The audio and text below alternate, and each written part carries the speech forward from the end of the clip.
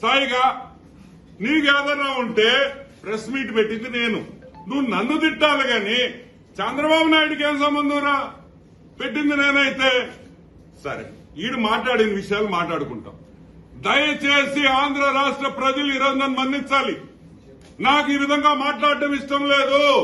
కానీ నిన్న విజయసాయి రెడ్డి, పొట్టి సారాయి రెడ్డి వాడిన భాష చాలా అసహ్యంగా, ఒక ముఖ్యమంత్రి హోదాలో ఇన్నిసార్లు ముఖ్యమంత్రి అయిన వ్యక్తిని అతను మాట్లాడిన విధానం సరిగ్గా లేదు.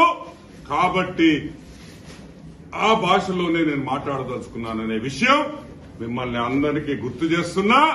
నేను క్షమాపణ కూడా అడుగుతున్నా. క్యాస్ట్ బడ్డీస్ అన్నాడు అంటే ఏంది? కులం బంధువులు. క్యాస్ట్ బడీస్ అంటే కులం బంధువులు.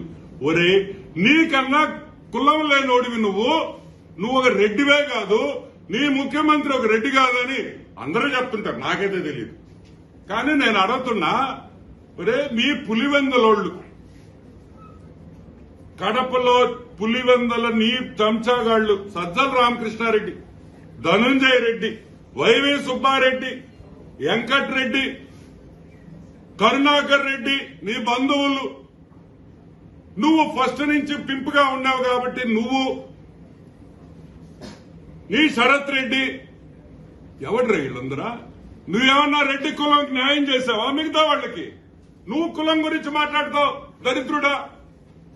నువ్వేం చేశావు రెడ్లకి?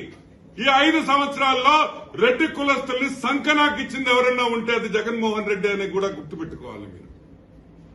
ఈరోజు మాలాంటి వాళ్ళం బయటకు వచ్చామంటే దానికే గుర్తుపెట్టుకోండి.